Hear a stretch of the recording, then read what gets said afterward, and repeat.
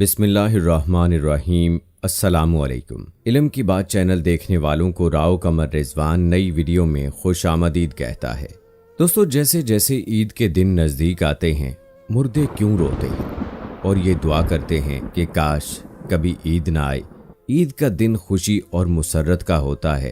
بسا اوقات خوشی میں مصروف ہو کر آخرت سے غفلت ہو جاتی ہے اور زیارت قبور سے آخرت یاد آتی ہے۔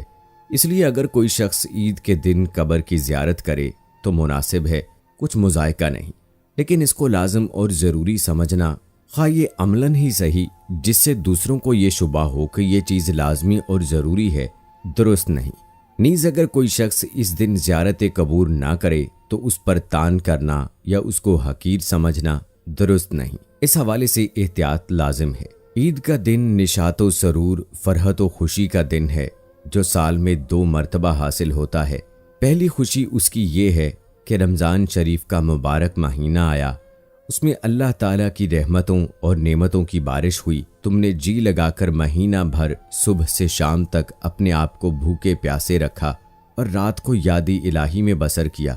اس کی خوشی میں رمضان المبارک کے ختم ہوتے ہی یکم شوال کا دن تمہارے لیے فرحت و خوشی کا دن مقرر کر دیا گیا اور اس دن کو عید الفطر کہتے ہیں۔ حدیث شریف میں آیا ہے کہ جب عید الفطر کا دن آتا ہے فرشتے راستوں پر کھڑے ہو جاتے ہیں اور آواز لگاتے ہیں، اے مسلمین کی جماعتوں، اپنے رب کریم کی طرف چلو، وہ تمہیں ایک اچھے کام کی توفیق دیتا ہے، پھر اس پر ثواب عظیم عطا فرماتا ہے۔ تمہیں رمضان المبارک کی راتوں میں نماز پڑھنے کا حکم دیا اور تم نے نماز پڑھی، تمہیں دن میں روزہ رکھنے کا حکم دیا، تم نے روزہ رکھا، تم نے اپنے رب کے حکم کی اطاعت کی، اب اس کا انعام حاصل کرو۔ جب نماز عید ختم ہو جاتی ہے تو فرشتے آواز لگاتے ہیں، خوش ہو جاؤ کہ تمہارے پروردگار عالم نے تمہاری مغفرت فرما دی، اب تم خوشی خوشی اپنے گھروں کو لوٹ جاؤ۔ اسی لیے اس دن کو انعام و اکرام کا دن کہتے ہیں۔ جب نبی کریم صلی اللہ علیہ وآلہ وسلم مکہ مکرمہ سے ہجرت کر کے مدینہ منورہ پہنچے تو اہل مدینہ سال میں 2 میلے کرتے تھے۔ جب حضور اقدس صلی اللہ علیہ وآلہ وسلم نے دریافت فرمایا یہ کیا ہے، انہوں نے عرض کیا، یا رسول اللہ صلی اللہ علیہ وآلہ وسلم، زمانہ جاہلیت میں ہم ان ایام میں خوشی مناتے تھے۔ حضور اقدس صلی اللہ علیہ وآلہ وسلم نے ارشاد فرمایا، خدا تعالیٰ نے ان کے عوض ان سے بہتر دن خوشی منانے کے لیے تمہیں عطا فرمائے، ایک عید الفطر اور دوسرا عید الاضحیٰ۔ عید کے دن 2 رکعت نماز واجب ہے۔ جن لوگوں پر جمعے کی نماز فرض ہے انہی پر عید کی نماز واجب ہے، اور جو شرطیں جمعہ کی نماز کی ہیں وہی عید کی نماز کی ہیں، مگر عیدین میں نماز کا خطبہ نماز کے بعد پڑھا جاتا ہے اور خطبے کا پڑھنا اور سننا سنن موقدہ ہے۔ عید کی نماز کے لیے اذان اور تکبیر نہیں، بلکہ آفتاب بلند ہونے کے بعد سب مسلمان ایک جگہ جمع ہوں۔ جب سب جمع ہو جائیں تو امام ان کو 2 رکعت نماز پڑھائے اور ہر ایک رکعت میں 3 زائد تکبیریں کہے۔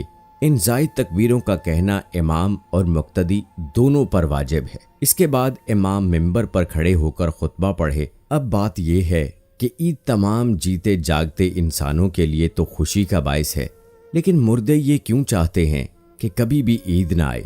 ہم لوگ تو عید کی خوشی منا رہے ہوتے ہیں، لیکن مردے عید آنے کا غم مناتے ہیں۔ کچھ مردے ایسے ہیں جو عید کے آنے پر بہت دکھ میں آ جاتے ہیں اور بہت مصیبت ان کے اوپر آنے والی ہوتی ہے، اور اس وجہ سے وہ لوگ بہت زیادہ پریشان ہوتے ہیں۔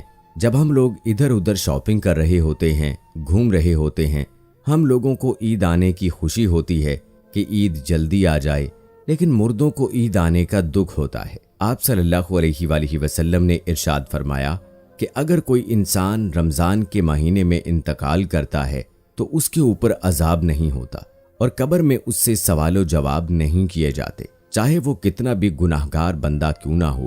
رمضان میں انتقال اس کا ہو جائے تو رمضان کے مہینے کی برکت اس کو یہ ملتی ہے کہ رمضان بھر اس سے نہ سوال جواب ہوتے ہیں اور نہ ہی رمضان بھر اس کے اوپر عذاب نافذ کیا جاتا ہے۔ اور جیسا کہ حدیث پاک کا مفہوم ہے کہ قبر کے اندر مردے کے لیے جہنم کی کھڑکی کو کھول دیا جاتا ہے اور وہ مردہ قبر کے اندر جہنم کی تپش کو محسوس کرتا ہے، تو جو گناہگار مردے ہوتے ہیں وہ اس طرح سے جہنم کے عذاب کو اور گرمی کو قبر کے اندر محسوس کرتے ہیں، لیکن جب رمضان کا مہینہ آتا ہے تو آپ صلی اللہ علیہ وآلہ وسلم نے ارشاد فرمایا کہ جب رمضان کا چاند دیکھا جاتا ہے تو جنت کے دروازوں کو کھول دیا جاتا ہے، جہنم کے دروازوں کو بند کر دیا جاتا ہے، قبر سے عذابات کو اٹھا لیا جاتا ہے اور اللہ تبارک و تعالیٰ کی رحمتوں کا نزول ہوتا ہے۔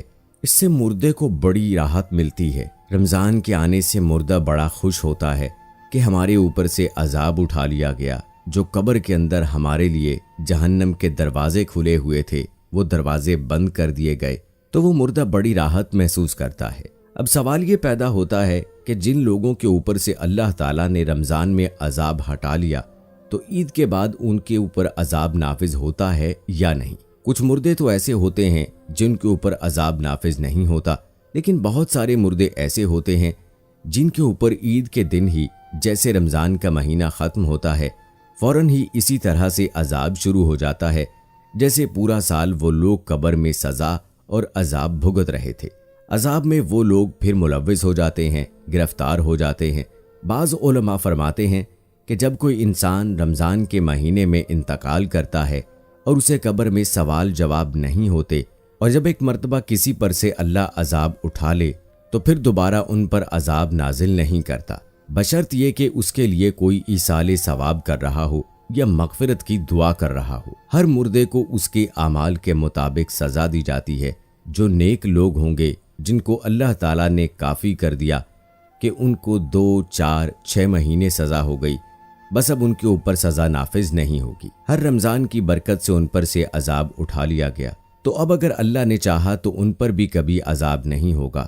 لیکن اگر کوئی بہت زیادہ گناہ گار ہے، مثلا کوئی ایسا بندہ جس کا اسلام سے تعلق ہی نہیں ہے، جو اسلام کو جانتے ہوئے بھی اسلام کو مانتا نہیں تھا، کفر و شرک کا مرتکب ہوا، تو اگر اللہ نے چاہا تو اس پر رمضان کے بعد بھی عذاب جاری رہے گا، اور اگر اللہ نے اسے معاف کر دیا تو پھر اسے کبھی بھی عذاب نہیں ہوگا، رمضان کے بعد بھی نہیں، کیونکہ اللہ معاف کرنے والی ذات ہے، اس کی رحمت سے کبھی مایوس نہیں ہونا چاہیے۔ دوستو، جب رمضان کا مہینہ ختم ہوتا ہے تو رمضان کی برکتیں بھی ختم ہو جاتی ہیں، شیطان کو قید سے رہا کر دیا جاتا ہے، مردوں پر سے رحم کا معاملہ ختم ہو جاتا ہے، جہنم کے دروازے جو بند تھے رمضان میں وہ رمضان کے جانے سے کھول دیے جاتے ہیں۔